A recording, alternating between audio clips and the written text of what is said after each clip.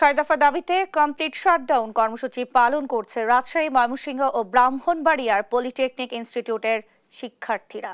মঙ্গলবার বেলা 11:30টার দিকে ক্যাম্পাসে বিক্ষোভ করেন রাজশাহী পলিটেকনিক ইনস্টিটিউটের শিক্ষার্থীরা। দাবি বাস্তবায়নে ময়মনসিংহ পলিটেকনিক ইনস্টিটিউটের শিক্ষার্থীরা ক্যাম্পাসের ভেতর এবং প্রধান ফটকে 3টি তালা ঝুলিয়ে দিয়েছেন। এই সময় শিক্ষার্থীদের আন্দোলনের সমর্থন জানিয়ে শিক্ষকরাও বাইরে চলে আসেন। ব্রাহ্মণবাড়িয়ার পলিটেকনিকে দুপুরের দিকে বিক্ষুব্ধ শিক্ষার্থীরা প্রতিষ্ঠানটির একাডেমিক ভবন ও প্রশাসনিক ভবনে তালা ঝুলিয়ে দেয়।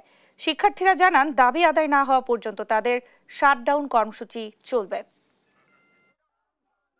আমাদের দাবি পূরণ হলে আমরা প্রথম দিনই শতভাগ উপস্থিতির আর দেখাবো যে আমরা ডিপ্লোমাবাসী যেমন চলে যেতেও পারি, ঠিক তেমনি ভাবে ফিরেও আসতে পারি। অনির্দিষ্ট সময়ের জন্য আমরা কমপ্লিট শাটডাউন দিয়েছি এবং সবকিছু তালাবদ্ধ থাকবে। যদি এরপরে আমাদের এই 6 দফা নিয়ে কোনো বাস্তবায়িত রূপরেখা না দেখা যায়, তাহলে আমরা ভবিষ্যতে আরো বড় কর্মসূচিতে